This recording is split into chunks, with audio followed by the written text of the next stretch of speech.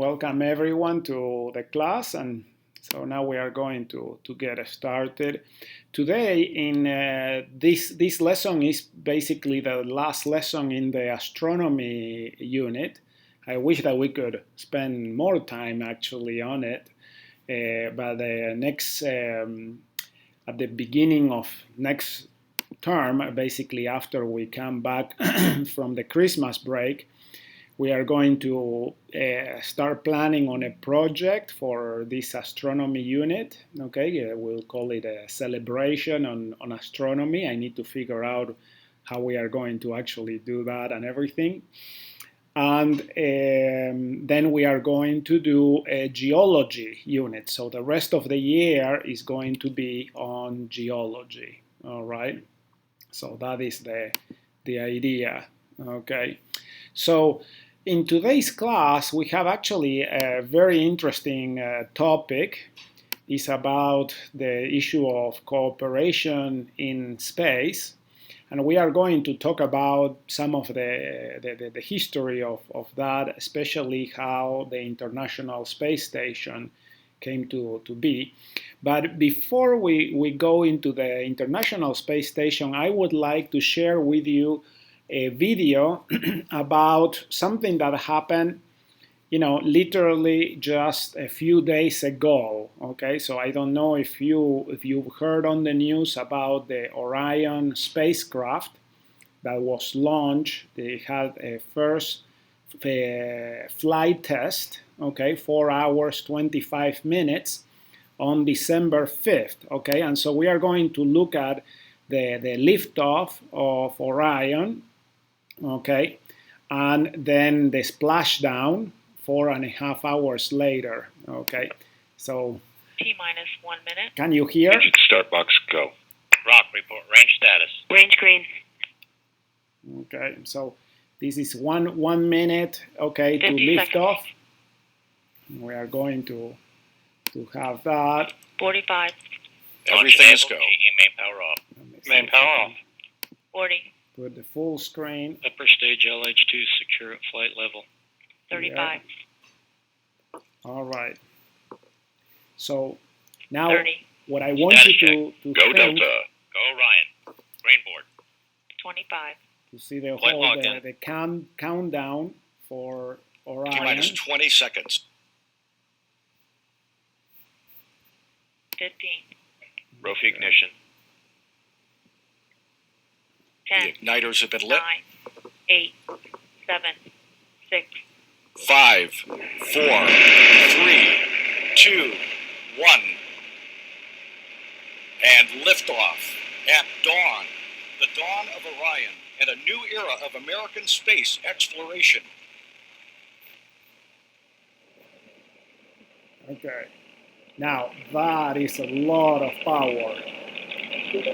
Okay. That is a lot of power. Good engine control in the first stage. Thrust the 25 rocket seconds. up. Velocity 1,341 feet per second. Passing 31 seconds, still looking good. Good engine control. Good chamber pressure in all 3 boosters in the full power mode. 40 seconds in. Standing by to go to the partial thrust mode in the core. So this is an animation, We have partial thrust but it's command in live the core. animation of Core what is chamber pressure going on. beginning to drop as expected as we're coming up on the 1 minute mark. Mark, 1 minute into the flight. Still looking good. Good chamber pressure in the core booster in the partial thrust mode. Good chamber pressure in port and starboard in full power mode.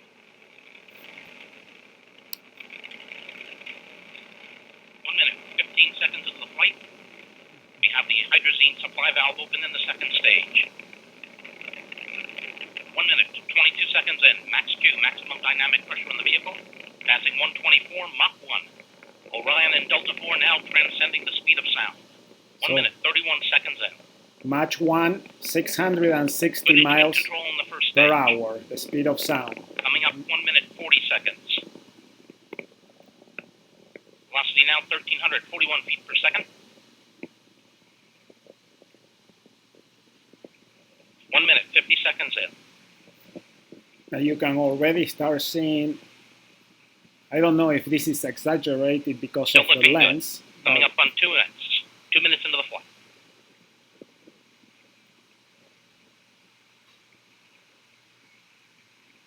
Good engine control on the first stage. Port and starboard boosters still at good chamber pressures in the full power mode, and the good core chamber pressure in the partial thrust mode at 2 minutes 22 seconds in. So you can see now the curvature of the Earth and the darkness of space. Now the rocket is rotating in order to start getting in 2 minutes position 35 seconds in. Still looking good. to start the orbit. Coming up on the 2 minute 43 second mark. 2 minutes 43 seconds. The Delta IV heavy rocket now just weighs 1/2 as much as it did at launch, running propellant at the rate of 4,744 pounds per second. Did you hear that? The rocket now weighs half of what it was at liftoff. So half of 3 the minutes, 4 weight seconds was of the flight. fuel that was Still burned looking good. just in the first Passing Mach 5. 3 minutes of the flight.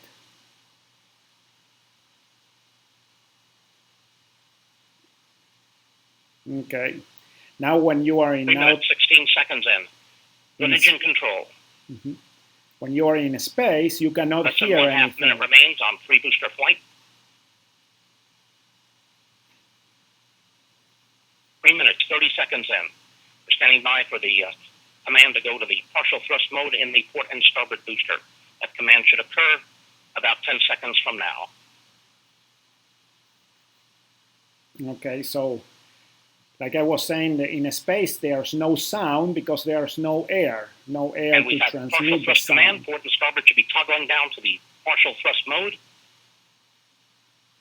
Standing by for main engine cutoff. We have cutoff in the port and starboard and separation. A good separation of the port and starboard boosters. So now the boosters are completely Port consumed. booster now powering up to the full power mode. 4 minutes, 10 seconds into the flight. And Good they are chamber pressure in dropping the off. port. Correction. Good chamber pressure in the core booster at 4 minutes, 18 seconds in.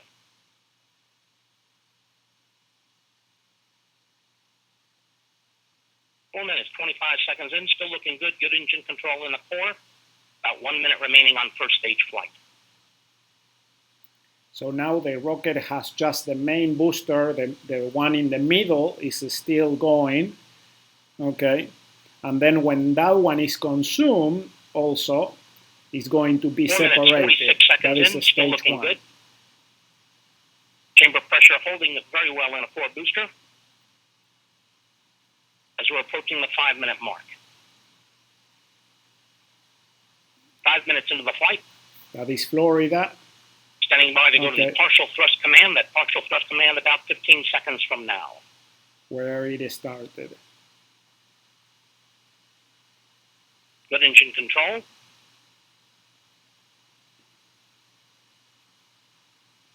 Five minutes, 20 seconds in. As you can imagine, And we lots have of partial things thrust command in the core. could Core chamber go pressure wrong beginning to go here. down. As expected, standing by for MECO.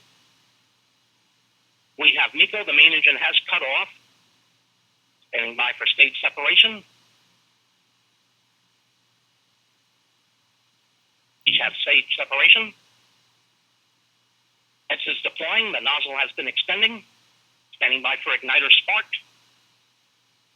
And we have igniter spark, and we have ignition. Ignition on the second stage. Second stage chamber pressures beginning to rise.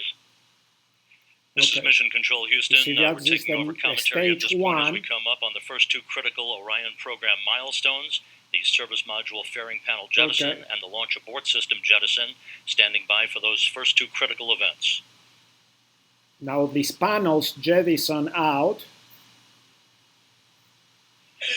Okay. The service panel jettison has occurred. The three 13 by 14 foot panels have separated. And we have launch abort system jettison.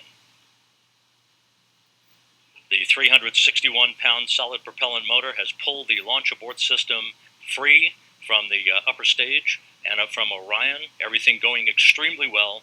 The first two critical milestones have been accomplished, and we are now processing telemetry from the Orion spacecraft through the tracking and data relay satellite system. coming up on the 7-minute mark into the mission. Let's see if I can.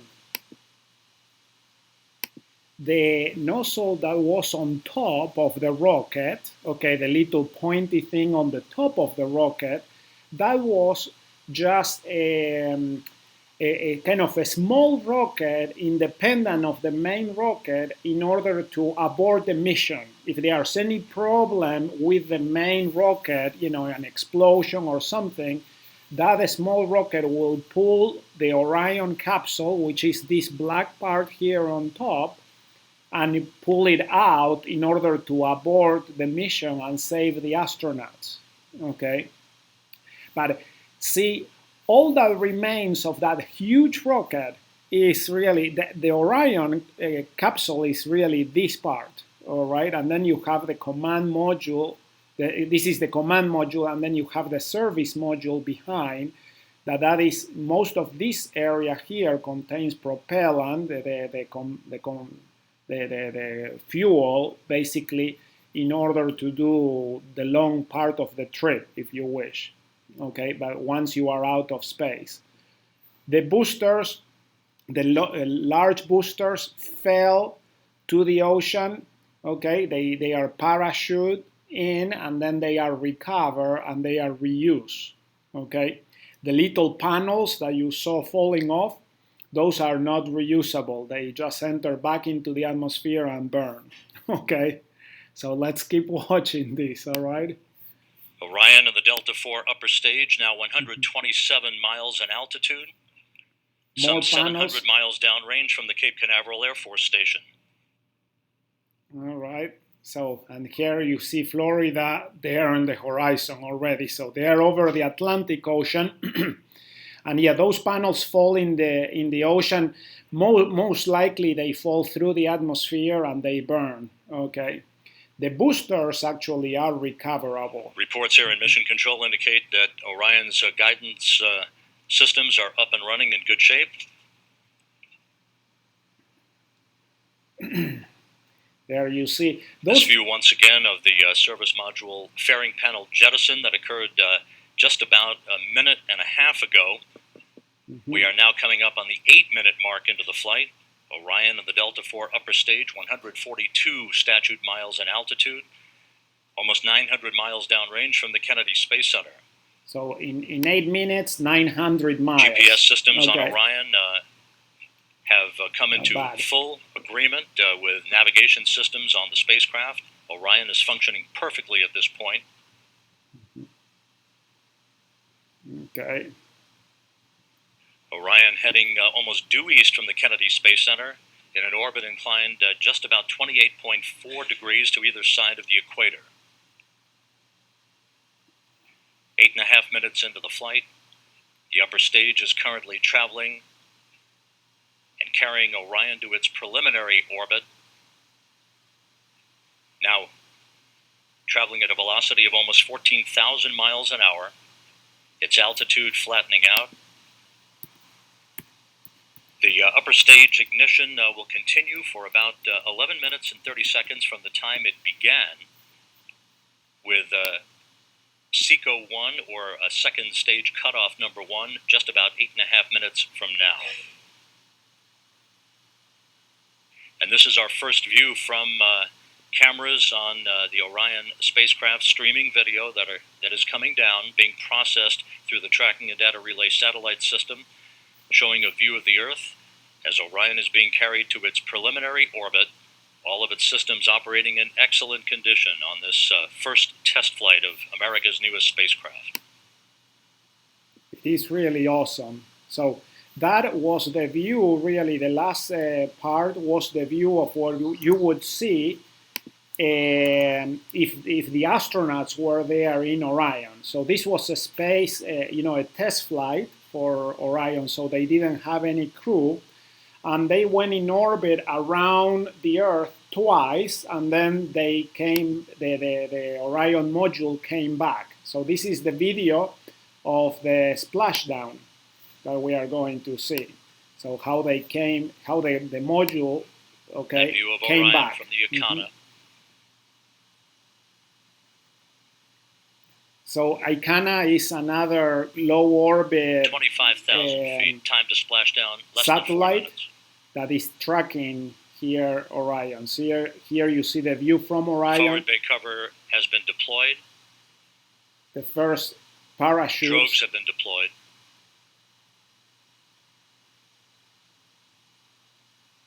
This is to slow down Great video from the Icana. an incoming bullet, really.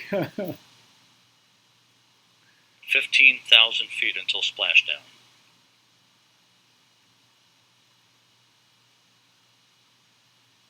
Okay. So this is being Coming up on main chute deploy. videoed from another low orbit satellite that is, just focusing the cameras on the module. Okay, coming in, on Orion coming in. From a waypoint over the Pacific Ocean, there is your new spacecraft, America. So this is happening. Drogues away. Main chute deploy. On mains, everything looking good. Good reefing reported. So now you can see how much slower, okay, the parachutes, these larger parachutes are braking really the descent quite a bit, okay. And again, this is the view from the capsule, what the astronauts would see. All right. The design 4,000 of feet. the design of Orion is very, very similar to the 3 good Apollo main chutes command reported module. from the USS Anchorage. That's confirmed here in mission control. So the USS From a high-speed Anchorage is rate the of, ship that recovered the capsule. 20,000 miles an hour to a gentle return back to Earth more than 4 hours and 20 minutes after it took off on a Delta IV heavy rocket from the Cape Canaveral Air Force Station.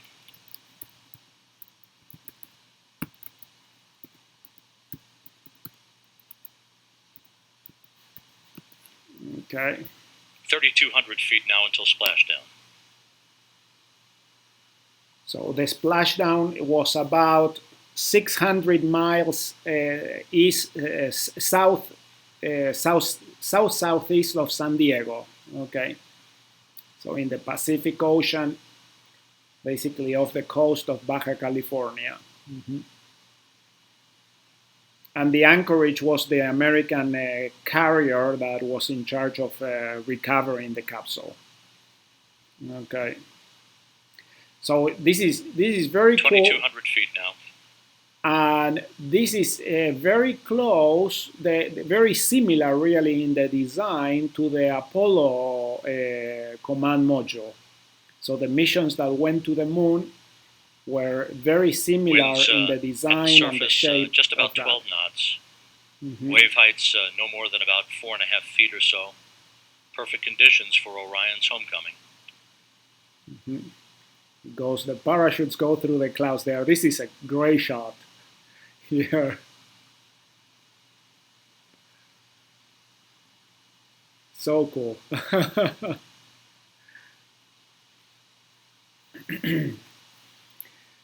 One of the main differences is that the Apollo spacecraft This view from Orion itself of the chutes, helping it to descend gently towards its splashdown in the Pacific. So the Apollo spacecraft was 3.5 meters in diameter. Okay, so not very big. And this one, Orion, is similar in shape, but is 5 meters in diameter. So it has about 2.5 times the volume inside the space for the astronauts to be in. Still a small capsule. That is the whole thing is right Just there. Just a few hundred feet until splashdown.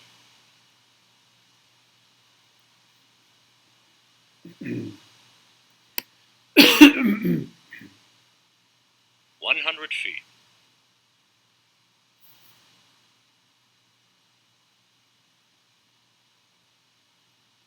Okay.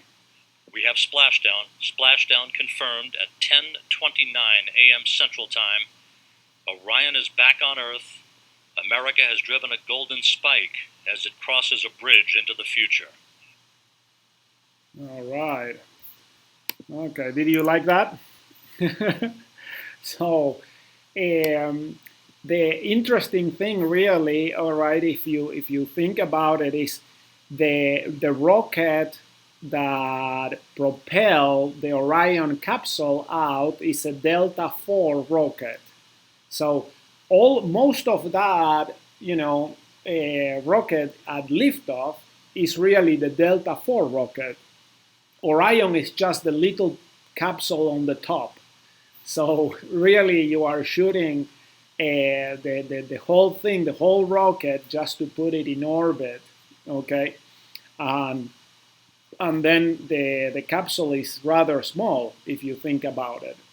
So the hope is that they can use Orion in order to do the next manned missions to asteroids and to Mars. So really, really impressive. So one of the interesting things that have happened lately in space exploration was that in the 60s, when the space race was on in 1960s, starting really in the 50s, was that all that was kind of called, it was called really the space race. Okay, why do you think that it was called a race? What was the race about? Who was racing who in this race for space? Go ahead.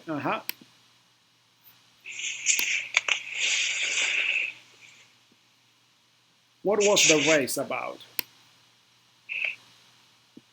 So Jens, you said that we wanted to get to the moon faster than Germany. It was actually not Germany in the race, it was Russia, it was the Soviet Union.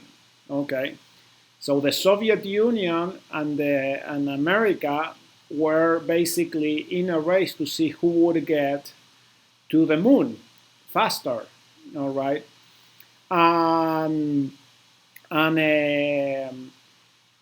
The Soviet Union at that time actually had if you wish, were ahead than America. Okay, so the Soviets were able to put the first satellite in orbit. They were actually able to do several, missions and everything first before the Americans did. And if I remember correctly, they also were the first ones to put a satellite around the moon. So they actually it was unmanned, it wasn't manned mission, but they were able to go around the moon and back, okay, before America did. All right. With the Apollo mission, America actually won, if you wish, the part of the race, the final objective that was to actually get to the moon and get people to the moon. I don't understand exactly why. I don't know why, but Russia never actually landed people in the moon, okay, on the moon. So, and we also did that. We had about 6 missions. They are going to the moon, and then pretty much the race was over and we stopped. So then the race, the space exploration race, shifted from sending people to the moon to what? What was the next objective of the space race? Do you know what it was? What was the next objective of the space race?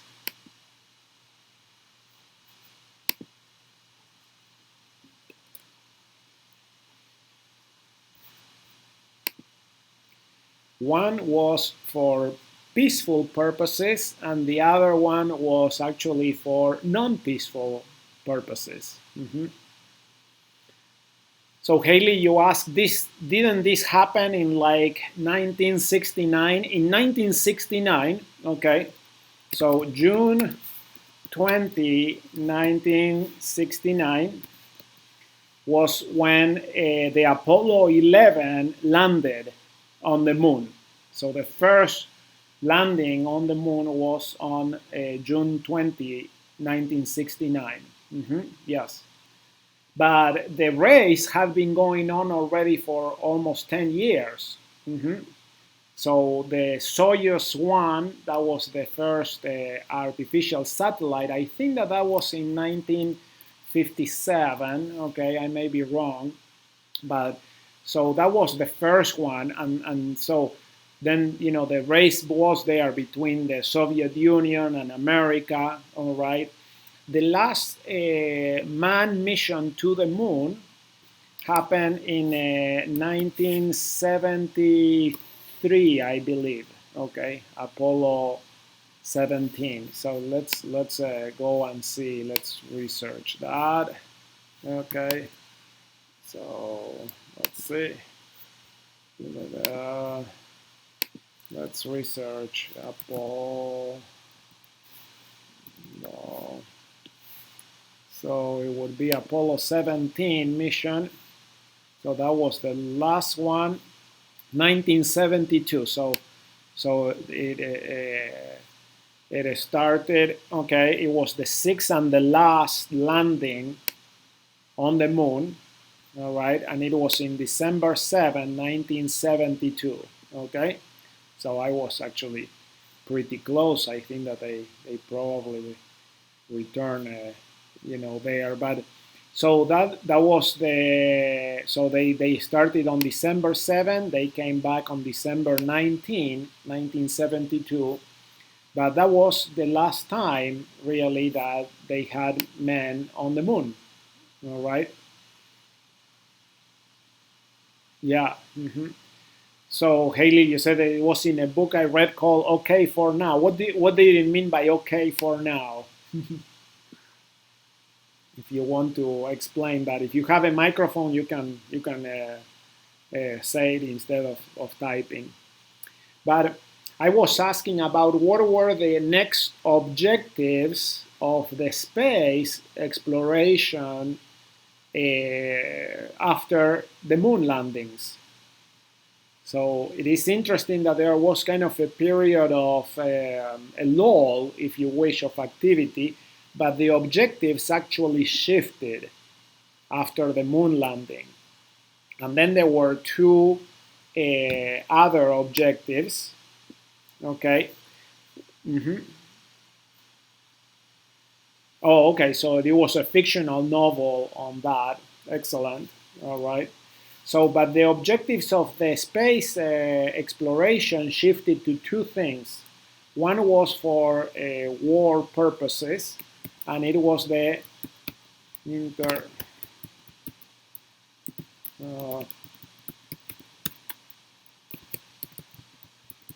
okay, so one was the development of intercontinental ballistic missiles.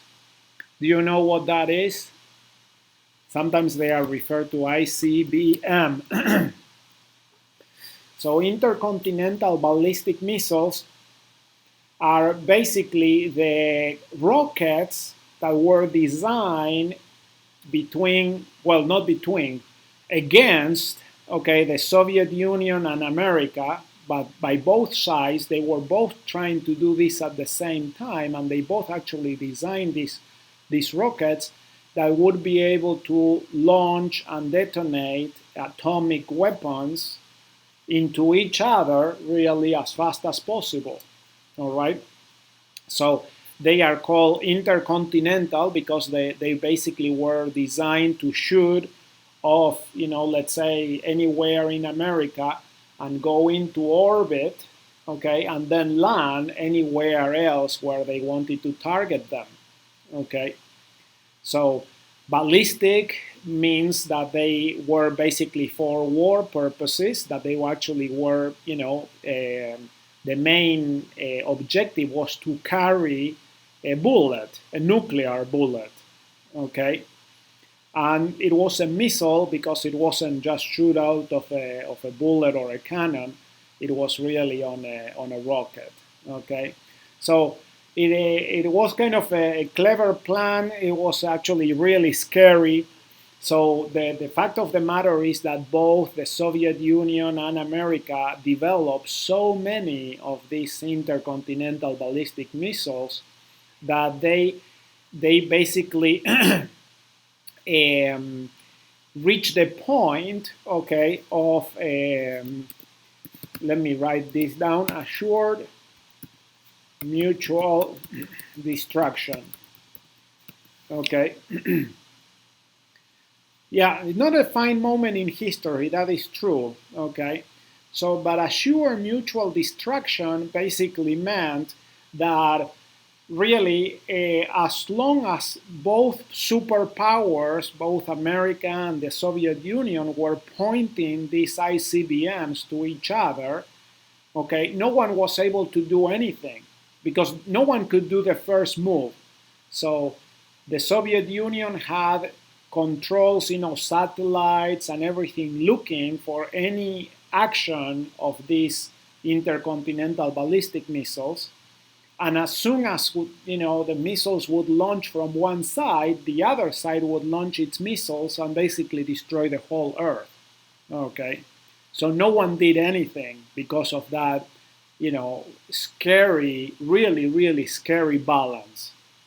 Okay, so the intercontinental ballistic missiles are still there. They still exist, and they are still,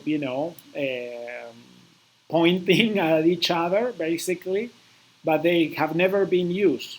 Okay, but it's a way really to deter other nations or other powers from doing anything to another country. Okay, there's about, I would say that probably about 10 nations now that have intercontinental ballistic missiles. Okay, and they have nuclear weapons in those missiles, and they are basically in order to prevent other nations from doing anything to them. Okay, so America, Russia now, Israel, France, Germany, Great Britain are some of the countries that have intercontinental ballistic missiles. Lately, also India and Pakistan developed these nuclear weapons and these methods for delivering the weapons. And there's always a lot of stress and tension between India and Pakistan. And so, in a way, again, you have the issue that they are both with assured mutual destruction. So nothing happens because they both have these very scary weapons pointing at each other. And then North Korea, okay, North Korea is trying to develop these nuclear weapons too. So North Korea has been able to develop the nuclear weapons. They haven't yet, but they are trying. They haven't yet been able to develop the intercontinental ballistic missiles. Okay, so the ones that they have tried have not been very accurate or very powerful. They have basically failed on their tests. But they have nuclear weapons. And now also lately Iran, scary thing, Iran is trying to develop nuclear weapons, okay, at this moment. All right. But you see here the issues of distrust and competition, and how the different nations of the earth have, for a long time really been this was what was called the Cold War, because it was a war, but it wasn't actively shooting at each other. It was a war of spies, it was a war of space exploration, and a war on development of weapons. Okay, who would have the most destructive weapons for the other. Okay, does that make sense? All right. So it wasn't really a very good thing, but this is history how it happened. After the moon landing, space exploration then turned to the development of these intercontinental ballistic missiles. And then the other thing, what do you think was the other development in space exploration that was done for peaceful purposes, mostly peaceful purposes? What was that? Okay. Any ideas of what would be the next type of thing developed, technology really developed on space? So, Haley, you say the space station. The space station came kind of right after, and we are going to talk about that. But the main thing that was developed was satellite technology. Okay, so the satellites were kind of, if you wish, the next thing, you know, in order to send and put satellites in orbit. Mostly were communication satellites, some were spying satellites, TV, you know, all TV, GPS satellites, lots of different technologies in order to develop that. So let me see here, okay, in our program on the, let's take this down. Okay, so here we have the Earth, all right, looking at it, all right, and you see the satellites that are around orbiting the Earth. This is real time, okay, position, and some, this is not all the satellites that are on the Earth, but some of them, okay, and how they are orbiting the Earth, all right.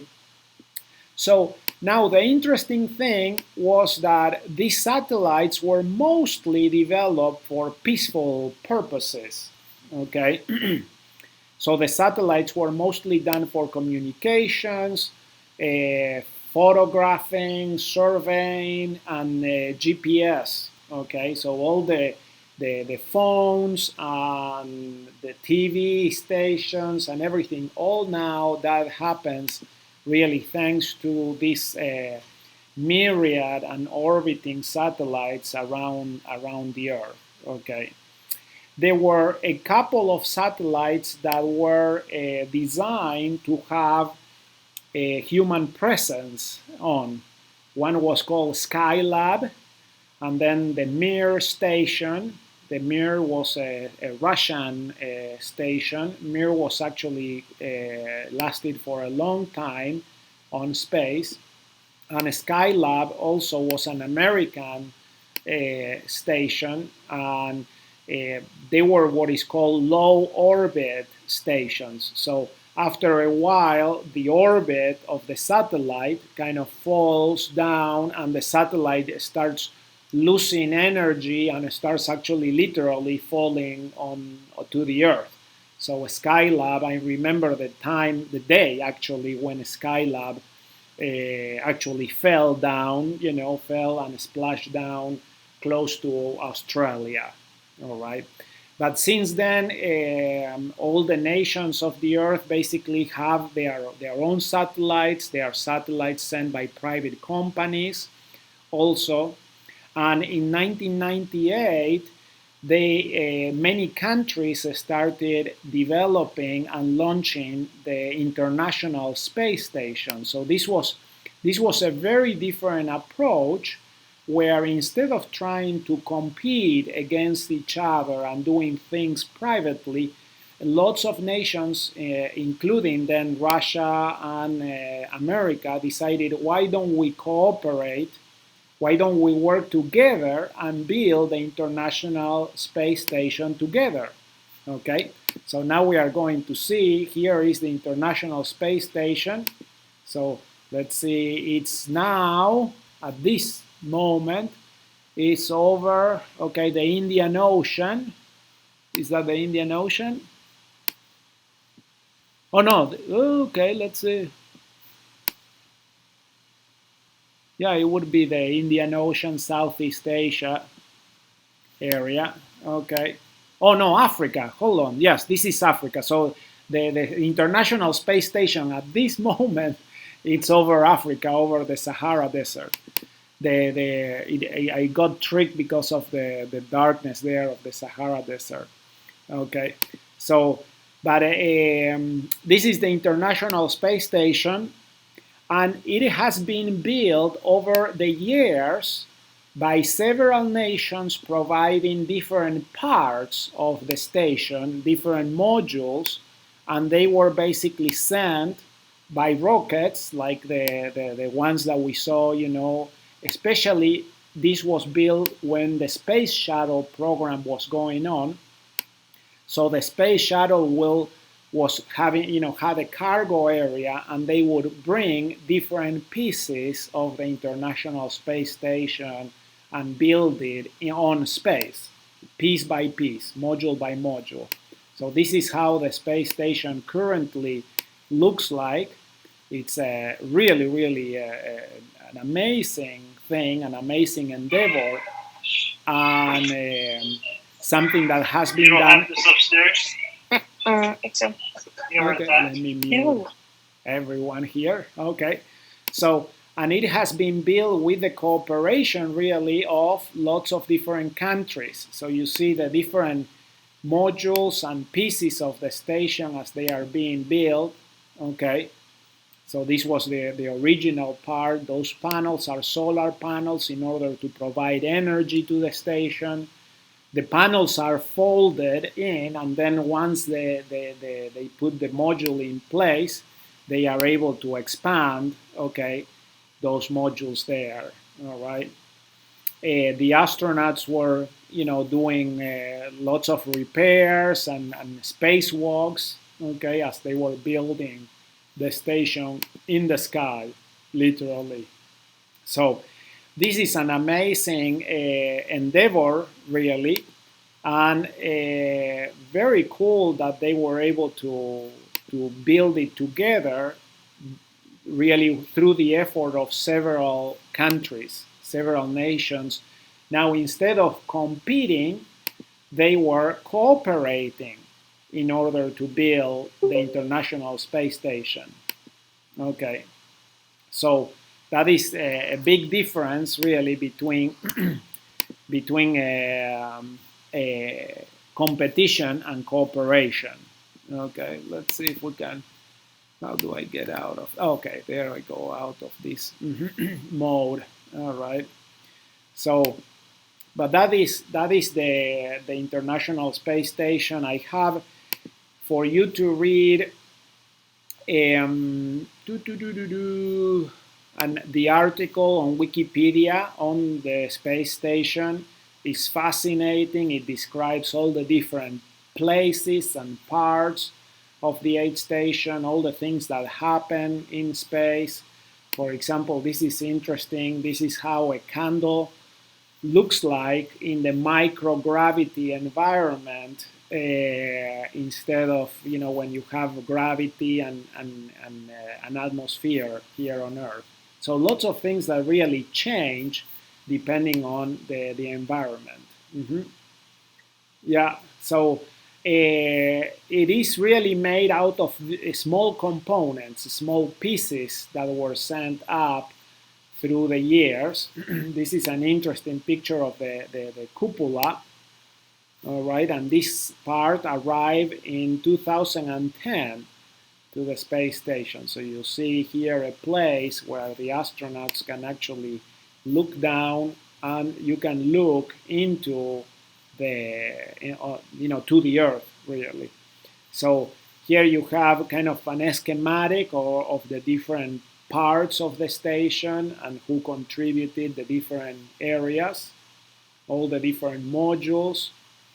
Very cool, and this is probably the best in human cooperation. All right, so when we were talking about the intercontinental ballistic missiles, we were actually seeing kind of, if you wish, the worst.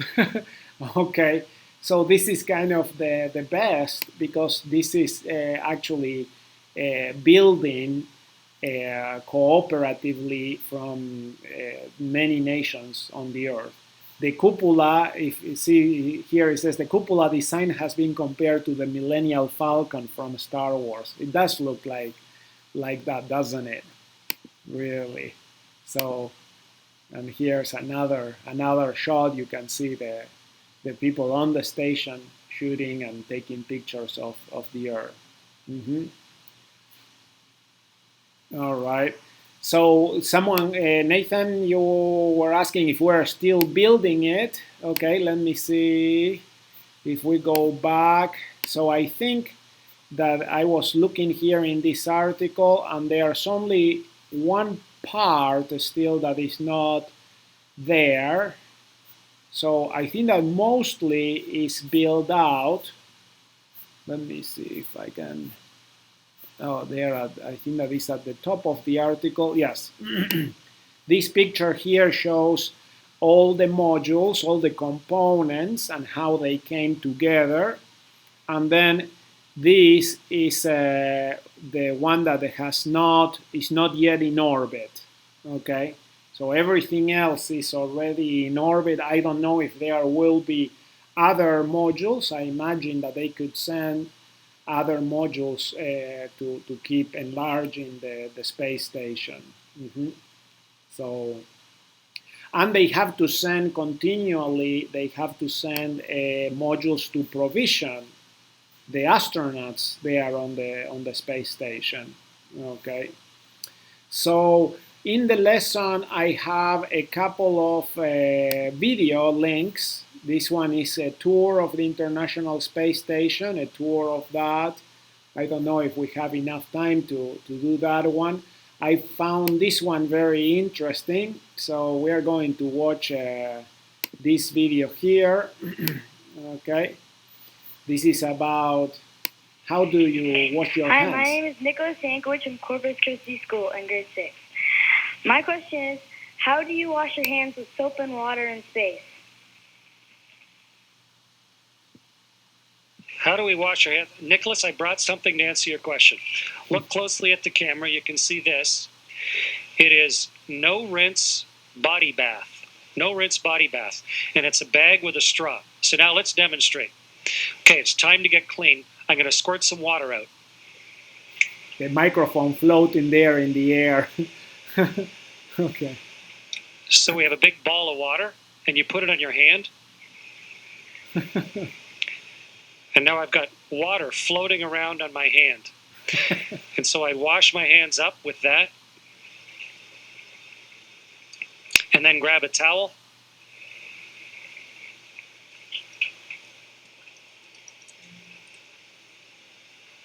And dry them off. So that's how we do it. We use no rinse. It's a special type of slightly soapy water, so you don't need to have a bunch of fresh water afterwards. You squirt it, you float a ball of water in front of yourself, and then you just dry your towel. And when you're done, we just tuck our towel somewhere to let it air dry so that the evaporated water gets back into the space station and we can use that water again. So it works pretty well. Sort of like, maybe sort of like if you were on a sailboat and you needed to get clean, you do it sort of the same way. Yeah. So very good videos, and there's lots of videos here about the International Space Station, about how you eat, how do you sleep, and all sorts of things there. So I have a link of some of these videos in the lesson, so you can take a tour of the station, all right, and look at the many things that they do. So the International Space Station is mostly used now for experiments, okay? It's basically a place for scientists to send experiments up with the astronauts, and the astronauts perform the experiments, and they have done things on biology, human biology, physics, astronomy, meteorology, and lots of different things, chemistry, and lots of different things that you normally, these are experiments that you would need to do in a zero gravity environment, or a near zero gravity environment. So very, very cool, but this is an example of best cooperation, really. So at the end of the video, the astronaut there was saying that you would do kind of the same thing, similar to how you would do it in a sailboat, okay, on a small boat, all right. So in a boat, you don't waste anything, especially water, because usually if you are in the ocean, you are surrounded with salt water, and so you need to be very careful with the water. Here in the space station, they also have a limited amount of water. So did you hear that the astronaut was saying that you hang the towel to dry and the water evaporates into the air, and then the air is filtered and the water is collected back, okay? So you don't miss a drop of water there, because it's very, very important to keep track of how much water you have. All right. So, but we have kind of a similar situation in boats. Have any of you been on a sailboat or a small boat in a long trip? Have any of you been on a spaceship? Okay, on a rocket? What would be the things that are similar between being on a sailboat or a small boat and being on the International Space Station? Mm-hmm. So you've been on a boat, but not in space. Okay, very few people have been in space, so I expected that. Okay, yeah. So, but on a boat, especially on a small boat, you find that the space is very constrained, really. Okay, and you really, after a few days, you start feeling that constraint. Okay, and feeling that you are, too close to other people and everything, and there's nowhere to go. You are basically on the boat, and you have to remain on the boat. All right. I imagine that the astronauts have the same type of challenges when they are on these voyages, on these trips, especially on the space station. They sometimes stay there for several months. Okay, so imagine having to live in that environment with the same people and in these small spaces for so long. All right. So you really need to develop a lot of cooperation and good cooperation. Work well together as a team in these cases. Okay. And so the same thing happens in a home. All right. Imagine your home is kind of like a small boat. It's the boat that is having your family being there, growing, developing, eating, sleeping, playing together. Okay. So the same issues here about human interaction can apply to astronauts in space or to people on a boat. We have an example in the scriptures, for example, Lehi's family, when they went on the boat and they crossed the seas to come here to America. That was a probably very small boat. All right. Probably even worse with the Gerardites that had to go in these barges under the seas and everything, and they were completely enclosed. Okay. So, and it's similar really to how we have our interactions at home. Okay. So what could be some of the ways of actually interacting in these places? What would be the best thing instead, so people don't get on each other's nerves? We have been using one word here in this lesson to describe that. That's right, Haley, is cooperation, really. And in all these environments, in order to do all these things that are very important, you always need a lot of cooperation. Okay. And the same thing happens really at home. All right. So we cooperate with the cleaning, we cooperate with doing the dishes, putting things away, laundry, garbage removal, buying things, Really, our homes is really like a little space station where we interact with those around us, okay? And the best way to have good relationships in this space station of home is to cooperate with each other, okay? So I hope that you can see things a little different, all right, as far as how you interact with your family.